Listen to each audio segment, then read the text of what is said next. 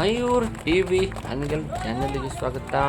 ಹಾವೇರಿ ಜಿಲ್ಲೆ ಹನಗಲ್ ತಾಲೂಕು ಭಾನುವಾರ ಬೆಳಗ್ಗೆ ಸರಿಯಾಗಿ ಮೊದಲನೇ ಬಾರಿಗೆ ನಮ್ಮ ಎಲ್ಲ ರೈತ ಬಾಂಧವರು ಗಣೇಶನ ಹಬ್ಬದ ಪ್ರಯುಕ್ತವಾಗಿ ನಮ್ಮ ಹಾವೇರಿ ಜಿಲ್ಲೆ ಹನಗಲ್ ತಾಲೂಕು JDS ಪಕ್ಷದ ಅಧ್ಯಕ್ಷರಾದ ರಾಮಗೌಡ ಬಸನಗೌಡ ಪಾಟೀಲ್ ಅವರು ನಮ್ಮ ಎಲ್ಲ ರೈತ ಬಾಂಧವರು ಸೇರಿ ಗಣೇಶನ ಹಬ್ಬದ ಪ್ರಯುಕ್ತವಾಗಿ ಟ್ರ್ಯಾಕ್ಟರ್ನಲ್ಲಿ ಎರಡು ಟೇಲರ್ನಲ್ಲಿ ಗೊಚ್ಚನ್ನು ಹೇರಿ ಯಾರು ಜಾಸ್ತಿಯಾಗಿ ಟೈಮಿಗೆ ಹೆಚ್ಚಾಗಿ ಎಳೀತಾರೋ ಈ ಕಾಂಪಿಟೇಷನನ್ನು ಏರ್ಪಡಿಸಲಾಗಿತ್ತು. ಚಾಲನೆಯನ್ನು ಕೊಟ್ಟವರು ಹನಗಲ್ ತಾಲೂಕು JDS ಪಕ್ಷದ ಅಧ್ಯಕ್ಷರಾದ ರಾಮನಗೌಡ ಬಸನಗೌಡ ಪಾಟೀಲ್ ಅವರು ಚಾಲನೆಯನ್ನು ನೀಡಿದರು. Mayur TV Hanagal channel. ತಾಲೂಕಿನ ಮಣ್ಣಿನ ಮಕ್ಕಳಿಗೆ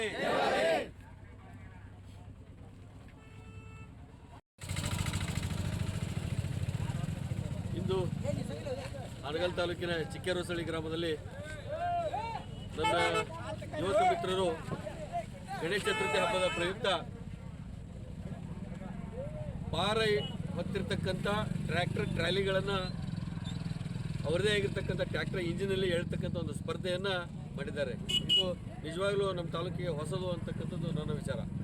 ಈ ಒಂದು ಕಾರ್ಯಕ್ರಮವನ್ನು ಆಯೋಜನೆ ಮಾಡಿರ್ತಕ್ಕಂಥ ಎಲ್ಲ ಯುವಕರಿಗೆ ಹಾಗೂ ಹಿರಿಯ ತಂದೆ ತಾಯಂದಿರಿಗೆ ನಮಸ್ಕರಿಸುತ್ತಾ, ಅದೇ ರೀತಿಯಾಗಿ ಇಲ್ಲಿ ಸ್ಪರ್ಧಾಳುಗಳು ಬಂದಿದ್ದೀರಿ, ನೀವೆಲ್ಲರೂ ಕೂಡ ಶುಭವಾಗಲಿ, ನೀವೆಲ್ಲರೂ ವಿಜಯ ಆಗಲಿ ಅಂತ ಹರಿಸುತ್ತಾ, ಯಾವುದೇ ರೀತಿ ಅನಾಹುತಗಳನ್ನು ಈ ಕ್ಷಣದಲ್ಲಿ ಯಾವ ಕಾರಣಕ್ಕೂ ಮಾಡ್ಕೋಬಾರ್ದು. ಅತಿ ಜವಾಬ್ದಾರಿಯಿಂದ ಆರ್ಗನೈಸ್ ಮಾಡಿರ್ತಕ್ಕಂಥವ್ರು ಅತಿ ಕಾಳಜಿಯಿಂದ ರಕ್ಷಣಾತ್ಮಕವಾಗಿ ಗೌರವದಿಂದ ಈ ಕಾರ್ಯಕ್ರಮ ನಡೆಸ್ಕೊಡ್ಬೇಕು ಅಂತೇಳಿ ಕೇಳ್ಕೊಳ್ತಾ ಇದ್ದೇನೆ.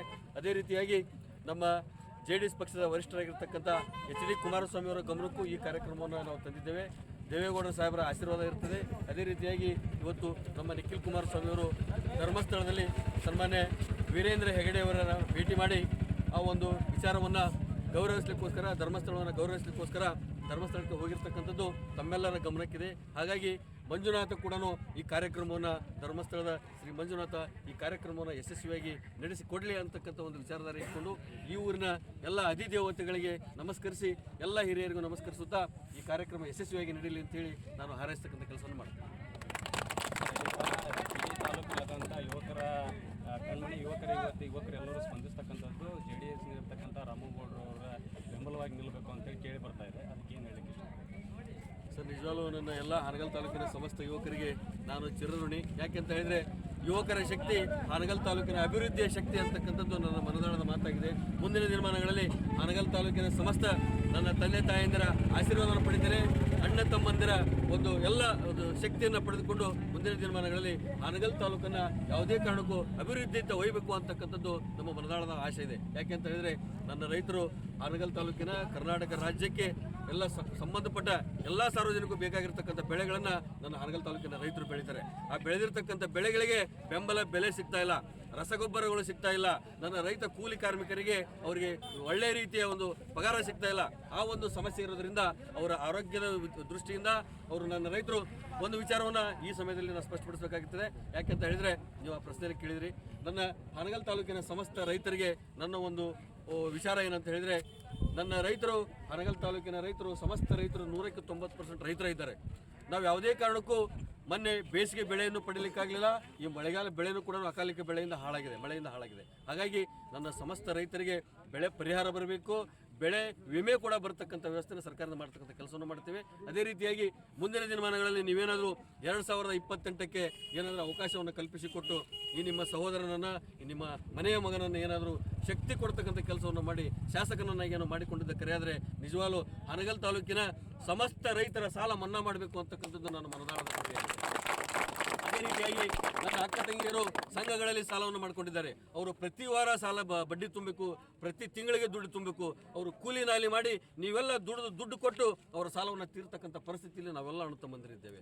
ಅದೇ ರೀತಿಯಾಗಿ ನನ್ನ ಅಕ್ಕ ತಂಗಿಯರು ಸಂಘಗಳಲ್ಲಿ ಮಾಡಿಕೊಂಡಿರ್ತಕ್ಕಂಥ ಸಾಲವನ್ನು ಕೂಡ ಮನ್ನಾ ಮಾಡಬೇಕು ಅಂತಕ್ಕಂಥ ಕನಸು ಕಂಡಿರ್ತಕ್ಕಂಥ ವ್ಯಕ್ತಿ ನಾನು. ಅದೇ ರೀತಿಯಾಗಿ ಪ್ರತಿ ವರ್ಷ ಹನಗಲ್ ತಾಲೂಕಿನಲ್ಲಿ ನಾವೆಲ್ಲ ರೈತರು ನಮ್ಮ ಮಕ್ಕಳನ್ನ ಕಷ್ಟಪಟ್ಟು ಓದಿಸ್ತೇವೆ. ಅವರಿಗೆ ಒಳ್ಳೆ ಕನಸಿದೆ, ನಾವು ಆ ಹುದ್ದೆಯಲ್ಲಿ ಹೋಗಬೇಕು, ಈ ಹುದ್ದೆಯಲ್ಲಿ ಹೋಗಬೇಕು ಅಂತಕ್ಕಂಥ ಕನಸನ್ನು ಇಟ್ಟುಕೊಂಡಿರ್ತಕ್ಕಂಥ ನಾವು ರೈತರು ನಮ್ಮ ಮಕ್ಕಳನ್ನು ವಿದ್ಯಾರ್ಥಿಗಳನ್ನು ಓದಿಸ್ತೇವೆ ಅವ್ರಿಗೆ ಅವಕಾಶ ವಂಚಿತರಾಗ್ತಕ್ಕಂಥ ಪರಿಸ್ಥಿತಿ ಈಗಿನ ದಿನಮಾನಗಳಲ್ಲಿ. ಯಾಕೆಂತ ಹೇಳಿದ್ರೆ ಆ ಕಾಲೇಜುಗಳಿಗೆ ತುಂಬತಕ್ಕಂಥ ಫೀಸನ್ನು ನಮ್ಮ ರೈತರಿಗೆ ಬರ್ಲಿಕ್ಕೆ ಆಗ್ತಿಲ್ಲ. ಹಾಗಾಗಿ ಪ್ರತಿ ವರ್ಷ ನೀವೇನಾದರೂ ಶಕ್ತಿ ತುಂಬಿ ಹಾನಗಲ್ ತಾಲೂಕಿಗೆ ಏನಾದರೂ ಅಧಿಕಾರ ಕೊಟ್ಟಿದ್ದಕ್ಕೆ ಕರೆಯಾದರೆ ಪ್ರತಿ ವರ್ಷ 25 ಮಂದಿ MBBS ಡಾಕ್ಟರ್ಸನ್ನು ಮಾಡಿ ಹಾನಗಲ್ ತಾಲೂಕಿಗೆ ಕೊಡ್ತೇನೆ, 25 ಮಂದಿ ಎಂಜಿನಿಯರ್ಸ್ ಮಾಡಿ ಹಾನಗಲ್ ತಾಲೂಕಿಗೆ ಕೊಡ್ತಕ್ಕಂಥ ಕೆಲಸವನ್ನು ನಾವೇ ಮಾಡ್ತೇವೆ. ಅವರು ಖರ್ಚು ವೆಚ್ಚವನ್ನು ಎಲ್ಲ ನಾವೇ ಭರಿಸ್ತೇವೆ. ಪ್ರತಿ ವರ್ಷ 25 ವಿದ್ಯಾರ್ಥಿಗಳನ್ನ ಮೆಡಿಕಲ್ ಲೈನ್ಗೆ, 25 ವಿದ್ಯಾರ್ಥಿಗಳನ್ನ ಇಂಜಿನಿಯರಿಂಗ್ ಲೈನ್ ತೆಗೆದುಕೊಂಡು ಅವರಿಗೆ ಶಕ್ತಿ ತುಂಬತಕ್ಕಂಥ ಕೆಲಸವನ್ನು ಮಾಡ್ತೇವೆ. ಸದಾ ನಿಮ್ಮ ಜೊತೆ ಇದ್ದು ನಿಮ್ಮ ಆರೋಗ್ಯದ ಜೊತೆ ಇರ್ತೇವೆ ಅಂತಕ್ಕಂಥ ಮಾತನ್ನು ಕೊಡ್ತಾ ಮುಂದಿನ ದಿನಮಾನಗಳಲ್ಲಿ ನಾವೆಲ್ಲರೂ ಅಣ್ಣ ತಮ್ಮಂದಿರಾಗಿರೋಣ. ನೀವು ಕೇಳಿರ್ತಕ್ಕಂಥ ಪ್ರಶ್ನೆಗೆ ನನ್ನ ಹಾನಗಲ್ ತಾಲೂಕಿನ ಸಮಸ್ತ ನನ್ನ ಅಣ್ಣ ತಮ್ಮಂದಿರು, ಅಕ್ಕ ತಂಗಿಯರು, ತಂದೆ ತಾಯಿಯರು ಎಲ್ಲರೂ ಆಶೀರ್ವಾದ ಪಡಿತಕ್ಕಂಥ ಕೆಲಸವನ್ನು ಮಾಡ್ತಿದ್ದೇವೆ. ಈಗಾಗಲೇ ಈ ಊರಿನಲ್ಲಿ ನಾವು ಒಂದು ಮೀಟಿಂಗ್ ಮಾಡಿದ್ದೇನೆ.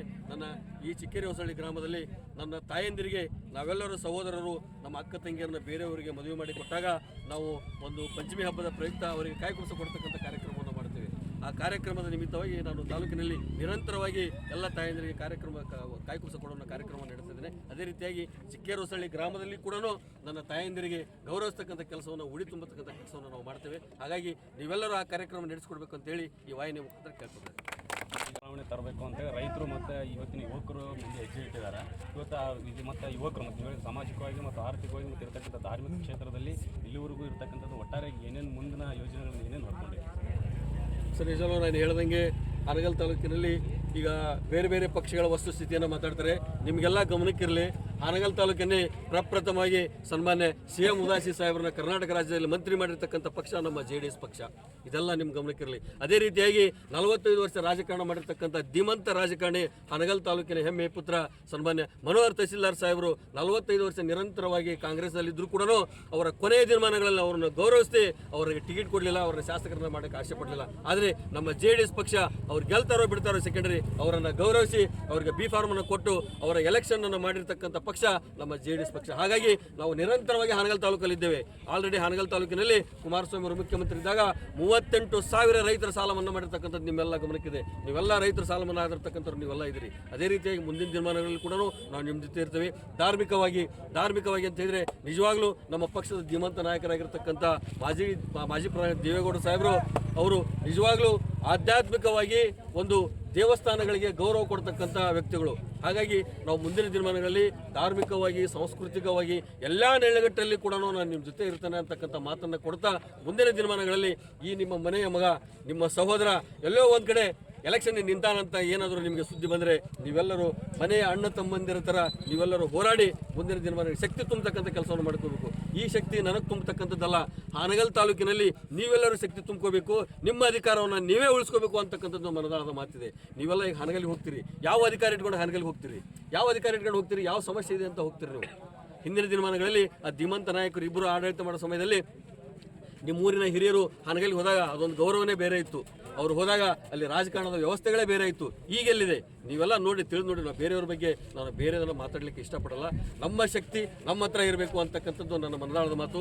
ಹಾನಗಲ್ ತಾಲೂಕಿನ ಅಧಿಕಾರ, ಹಾನಗಲ್ ತಾಲೂಕಿನ ಒಂದು ಹಿತಚಿಂತನೆ ನಮ್ಮ ಹತ್ರ ಇರಬೇಕು. ಚಿಕ್ಕೇರಿ ಹೊಸಳ್ಳಿ ಹಿರಿತನನ ಚಿಕ್ಕೇರಿ ಹೊಸಳ್ಳಿಯೇ ಮಾಡ್ಬೇಕು ಬಿಟ್ರೆ ಬೇರೆಯವರು ಬಂದು ಮಾಡಬಾರ್ದು. ಭಾಳ ಆದ್ರೆ ನೀವು ಕುರ್ಚಿ ಹಾಕಿರ್ ಬಂದು ಕುಂದಿರ್ತಕ್ಕಂಥ ಕೆಲಸ ಅಷ್ಟೇ ಮಾಡ್ಬೇಕು ನಾವು. ಹಾಗಾಗಿ ಮುಂದಿನ ದಿನಮಾನಗಳಲ್ಲಿ ಹಾನಗಲ್ ತಾಲೂಕಿನ ಅಸ್ತಿತ್ವವನ್ನು ನಾವೆಲ್ಲರೂ ಕಾಪಾಡಿಕೊಳ್ಳಲು ಶ್ರಮಿಸೋಣ. ನೀವೆಲ್ಲ ಆಶೀರ್ವಾದ ಇರ್ತದೆ ಅಂತಕ್ಕಂಥ ಒಂದು ವಿಶ್ವಾಸ ಇಟ್ಕೊಂಡು ನಾನು ಮುಂದಿನ ದಿನಗಳಲ್ಲಿ ನಿಮ್ಮ ಜೊತೆ ಇರ್ತೇನೆ ಅಂತಕ್ಕಂಥ ಮಾತನ್ನು ಕೊಡ್ತಾ ಇದ್ದೀನಿ.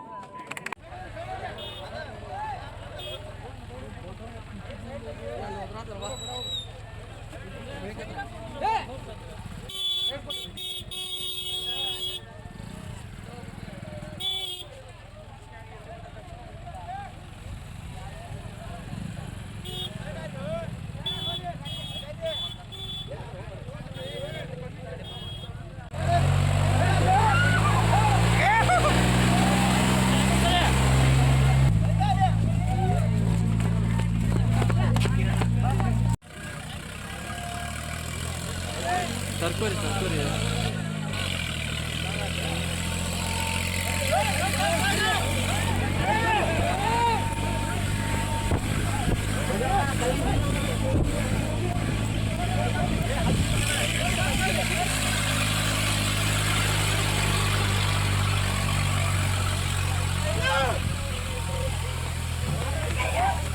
ಚಲೋ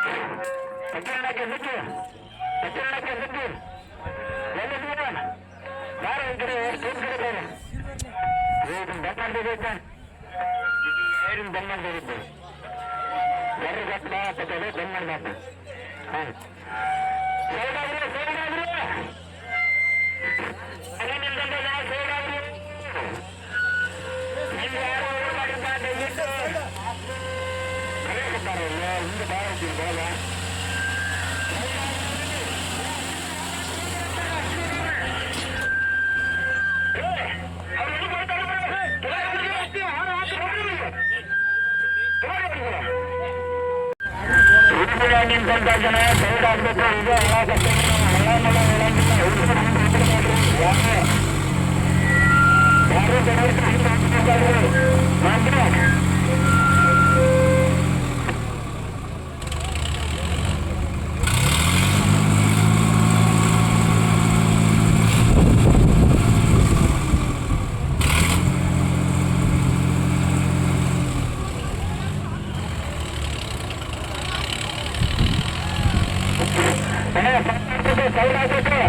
ಜನ